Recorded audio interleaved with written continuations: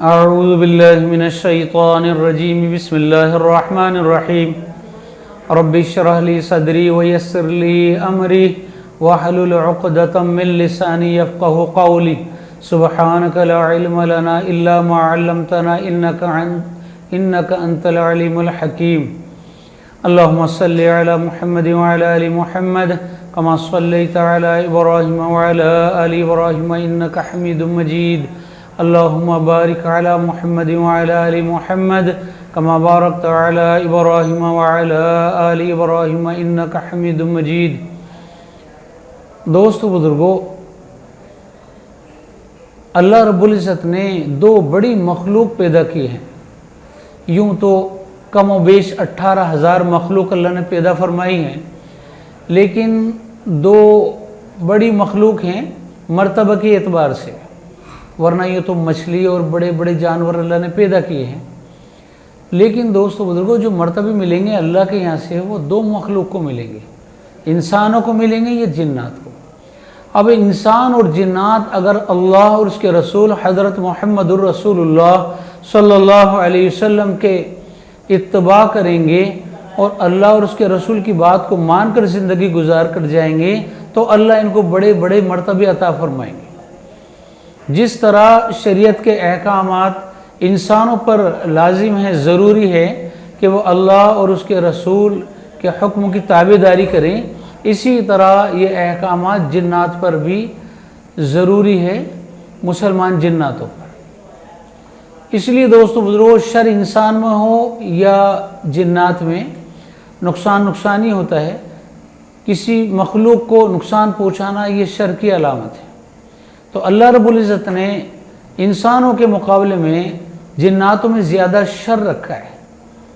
یہ زیادہ غصے والی قوم ہیں اور طاقت کے اعتبار سے بہت بڑی بڑی طاقتیں اللہ نے انہیں عطا فرمائی ہیں۔ دوستو بزرگ، ایک جو بات ہے وہ یہ کہ بہت سارے لوگوں کے ذہنوں میں یہ بات ہوتی ہے کہ صاحب وہ فلانا آدمی مر گیا، وہ فلانا انتقال کر گیا، اب ان کی روح بھٹک رہی ہے، اب وہ کسی میں آ گئی، اب وہ پریشان کر رہی ہے۔ اب وہ اگر عورت ہے تو کہتی میں یوں ہوں، میں فلاں کی ایسے ہوں، میں ایسے مر گئی تھی، یہ ہو گیا تھا۔ اور اب یہ جو انسان ہیں، یہ بیچارے جو دین سے دور ہیں، یہ ایسے لوگوں کے پاس جا کر اپنے مسئلوں کو رکھتے ہیں کہ صاحب یہ میرا مسئلہ ہے، چلو ان فلانی عورت میں یا فلانے جو ہے مرد میں حاضری آ رہی ہے، فلانے بزرگ میں، ہم چل کے اپنے مسئلوں کو دیکھتے ہیں۔ میں صاحب میری بیٹی کی شادی نہیں ہو رہی ہے، میرے بچے کا کاروبار نہیں لگ رہا ہے، میری نوکری نہیں لگ رہی ہے، میرے بچہ ہمیشہ فیل ہو جاتا ہے، یہ پاس کیسے ہوگا، میری دیورانی ہمیشہ مجھ سے جھگڑا کرتی ہے، یہ مسئلے حل کیسے ہوں گے۔ اب جو اس میں آ رہی ہے یا آ رہا ہے وہ اپنے کچھ بھی بکواس کرتا رہتا ہے اور یہ لوگ اس کو سچ مان لیتے ہیں۔ اچھا، یہ اصل میں آ کون رہا ہے؟ بہت سے لوگ ہی سمجھتے ہیں کہ جی جو مر گئے ان کی روح بھٹک رہی ہے۔ میرے دوستو بزرگوں، اس کا اصلی مسئلہ یہ ہے کہ جب انسان مر جاتا ہے تو اس کی روح جو ہے وہ تو اللہ رب العزت کے پاس چلی جاتی ہے۔ روح قبض ہوئی ہے، روح باڈی میں سے نکلی ہے، تبھی تو انتقال ہوا ہے، تو یہ روح تو اللہ کے یہاں چلی جاتی ہے، اور یہ بدن اگر مسلمان ہے تو قبرستان میں چلا جاتا ہے، اور اگر غیر مسلم ہے تو شمشان میں چلا جاتا ہے۔ اب یہ وہاں جا کے جل جاتا ہے اور یہ جا کے دفنا دیا جاتا ہے۔ اب مسلمان کی جب جنازے کی نماز ہوتی ہے تو دوستو بزرگوں، جو ہمزاد اس کے ساتھ آیا تھا اس کا انتقال ہو جاتا ہے۔ اب یہ ہمزاد کیا ہے اور کہاں سے ساتھ آیا تھا، اس کے بارے میں تھوڑی سی وضاحت ہو جائے۔ ایک دن صحابہ اکرام رضی اللہ تعالیٰ عنہ حضور اکرم صلی اللہ علیہ وسلم کی خدمت اقدس میں حاضر تھے، اور انہوں نے یہی اس طرح سے کوئی سوال ہوا تو اللہ کے نبی صلی اللہ علیہ وسلم نے ارشاد فرمایا کہ جب بھی ماں کے پیٹ سے بچہ پیدا ہوتا ہے، چاہے لڑکا ہو یا لڑکی، اس کی ماں کے پیٹ سے ایک شیطان بھی پیدا ہوتا ہے انسان کے ساتھ، جسے ہم لوگ ہمزاد کہتے ہیں۔ تک ہمارے ساتھ رہتا ہے، جس طرح ہم ہنستے ہیں ویسے وہ ہنستا ہے، جس जो अच्छी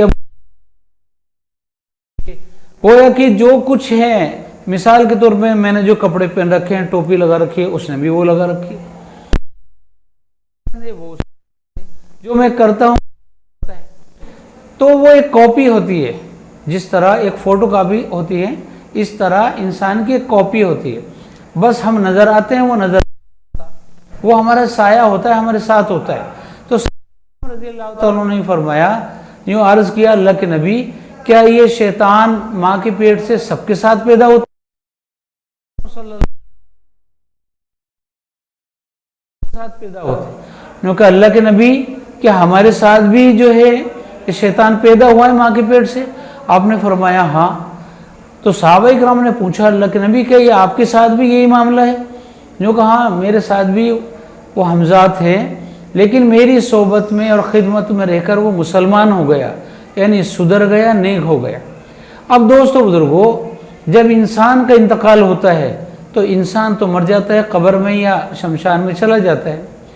अब इसका जो हमजात है, अगर मरने वाले की तजवीज़ और तकफीन सही नहीं हुई, यानी कफन और दफन सही नहीं हुआ, तो इसका हमजात बाहर रह जाता है।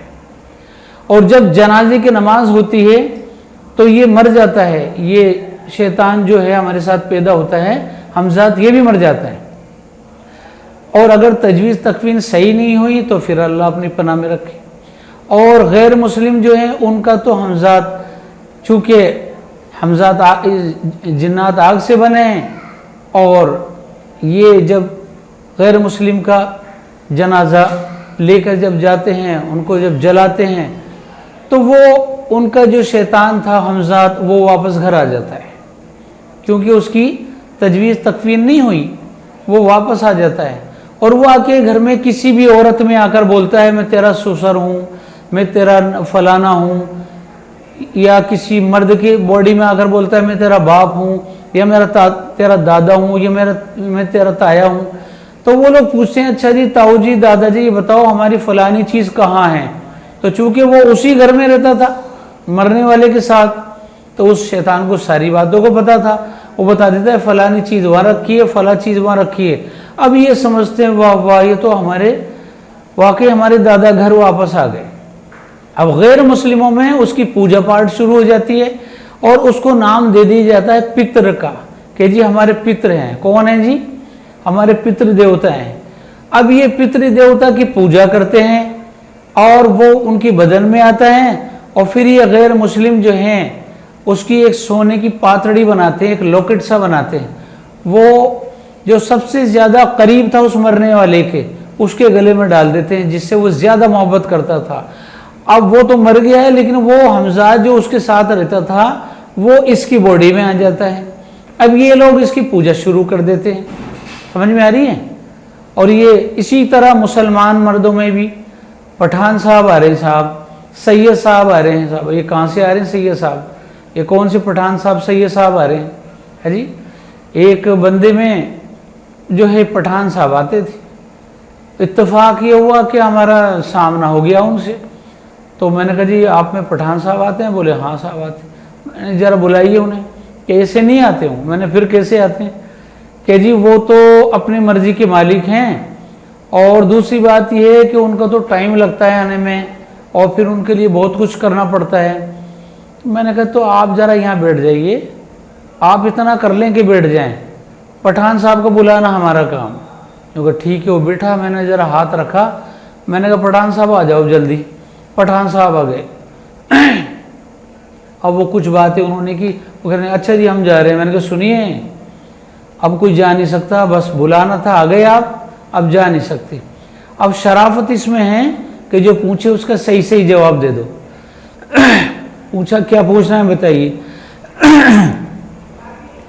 उनसे मैंने कहा कि भाई ये बताएं कि आप पठान साहब हैं, और आपके जाने के बाद में जो है वो भैरू जी आएंगे, इनमें इनके देवता आएंगे? बोले हाँ जी। मैंने कहा देखिए जूते इतने मारूंगा कि आपकी तबीयत खुश हो जाएगी, कभी ज़िंदगी में ऐसे जूते खाए नहीं होंगे जिसे हम मारेंगे आपको। मैंने शराफत से बता दें क्या मसला है, वरना फिर हम बता दें। जब उसके 2 जूते दिए یعنی جوتے ملے ایسا نہیں اس انسان کی پٹائی کر دی، کچھ پڑھ کر کے جب اس کی خیر خبر لی تو اس نے ہاتھ جوڑ لی اور اس نے کہا جی بات یہ ہے کہ جب میں مسلمانوں میں جاتا ہوں تو سید پٹھان بن جاتا ہوں، اور جب غیر مسلموں میں جاتا ہوں تو پتر دیوتا بن جاتا ہوں، اور بھیرو جی بن جاتا ہوں، اور شنکر جی بن جاتا ہوں، اور فلانے جی بن جاتا ہوں۔ سمجھ میں آ رہی ہے؟ تو دوستو بزرگوں، یہ کوئی روح نہیں بھٹکتی، یہ کچھ نہیں ہوتا ہے، یہ وہ لوگ ہوتے ہیں کہ جن کی کفن دفن صحیح نہیں ہوتا، اس کے ہمزاد باہر رہ جاتے ہیں، اور غیر مسلموں کا تو کفن دفن ہے ہی نہیں۔ اس لیے اکثر بیشتر 100 میں سے 95 نہیں 99.99% غیر مسلم خبیث آتے رہتے ہیں، کیونکہ ان کا کفن دفن نہیں ہوتا ہے، اس لیے وہ ہمزاد ایسے ہی گھومتے پھرتے ہیں، اور ہم یہ سمجھتے ہیں کہ صاحب وہ فلانا آدمی ایکسیڈنٹ میں مر گیا تھا، اس کی روح بھٹک رہی ہے، اور پھر علاجی آج کل کے سبحان اللہ وہ علاجیوں نے ایسی کمزوری پکڑ رکھی ہے، تمہیں تو فلانا آ رہا ہے، تمہارے میں تو ڈھمکا آ رہا ہے، تمہارے میں تو اتنے جنات ہے، یہ دیو ہے، پری ہے، پتر ہے، پشات ہے، فلانا ہے فلانا ہے۔ اب دوستو بزرگوں، یہ علاجی اگر ایمانداری سے علاج کر دیں، جو بھی کچھ لیتے ہیں وہ لے لیں، کچھ نذرانہ شکرانہ جو بھی ہے وہ لے لیں، لیکن کام صحیح کر دیں، تو دوستو بزرگوں پھر ان لوگوں کا تعلیم، ان کی تربیت اچھی ہو جائے۔ آپ دیکھیں اکثر بیشتر علاج کرنے والے خود نمازی نہیں ہیں، خود اللہ سے دور ہیں، تو یہ انہیں اللہ سے کیا قریب کریں گے؟ اگر کسی کا کام ہو جائے پھر دیکھیے علاجی کیا کہتے ہیں، میں نے تمہیں ایسا تعویذ دیا تھا میاں، ایسا تعویذ دیا تھا میں نے، اور ایسا یوں کیا تھا، تب جا کے یہ مسئلہ ہوا، اور وہ پوری زندگی ہاتھ جوڑتا ہے کہ بالکل صحیح کہا صاحب آپ نے، آپ ہی کر سکتے تھے۔ اب کیا بتایا اس نے کہا میں جو چاہے وہ کر دوں، اپنے عمل سے بتا رہا ہے، زبان سے نہیں کہہ رہا، حالانکہ کرنے والا اللہ ہے، اسی کے فضل سے یہ کام ہوا ہے جی۔ بہت سے لوگ کہیں گے صاحب بکرا لے کر آؤ کالے رنگ کا، علاجی لوگ، بہت سے لوگ کہیں گے مرغا لے کر آؤ، یہ کیا ہے؟ یہ مرغے اور بکروں سے اگر علاج ہوتا تو یہ ہر گھر میں مرغے اور بکرے پل رہے ہیں۔ اس لیے دوستو بزرگوں، ہم ایسے آدمی سے علاج کرائیں، اگر علاج کرانا سنت ہے، علاج لینا چاہیے، لیکن جو قرآن سے جڑے ہیں، جو حدیث پاک سے جڑے ہیں، جو اللہ اور اس کے رسول حضرت محمد رسول اللہ صلی اللہ علیہ وسلم سے جڑے ہیں، ایسے لوگوں سے علاج لیں، اور یہ فرضی عامل اور جعلی لوگوں سے بچیں، اور اپنے ایمان کی بھی حفاظت کریں، اور اپنے مال دولت کی بھی حفاظت کریں۔ آخری میں بات یہ ہے دوستو بزرگوں، خدا نخواستہ اگر کسی پہ عاصب ہے، جادو ہے، یا نظر بد ہے، اور وہ پریشان ہیں، اگر وہ ایمان والا ہے، ایمان والی ہیں، تو انہیں چاہیے کہ نمازوں کا اہتمام کریں، اکثر وضو سے رہا کریں، اور صبح اور شام ہو سکے تو ہر نماز کے بعد 7 مرتبہ آیت الکرسی پڑھیں، اور 4 مرتبہ اور 3 مرتبہ چار کل پڑھیں۔ 7 مرتبہ آیت الکرسی پڑھیں اور 3 مرتبہ چار کل پڑھیں، اور پڑھ کر اپنے ہاتھ میں تھتکاریں، تھوڑے تھوک کے چھینٹے اس میں آ جائیں ہاتھ میں، اور اس کو مل کے، اور چہرے پر اور کندھوں پر، اور جہاں بھی تکلیف درد کا احساس ہوتا ہے وہاں تھوڑی دیر اس ہاتھ کو رکھیں، اور یہ نیت کرے کہ انشاءاللہ اس اللہ کے کلام سے اب مجھے شفا ہو گئی، اب انشاءاللہ میں ٹھیک ہوں، تو اللہ فضل کرے گا انشاءاللہ۔ اور اکثر عورتوں کے پیچھے جناتوں کو لگنا وہ بے پردگی ہے، اور بال کھلے جا رہی ہیں، اور میک اپ کر کے جا رہی ہیں، پرفیوم لگا کر جا رہی ہیں، اور جا رہی ہیں ناپاکی میں جا رہی ہیں، کہاں جا رہی ہیں، تو ان چیزوں کا بھی ہمیں خیال رکھنا چاہیے۔ اللہ ہم سب کو عمل کی توفیق عطا فرمائے۔ سبحان اللہ و بحمدہ، سبحان اللہ العظیم۔ السلام علیکم ورحمۃ اللہ وبرکاتہ۔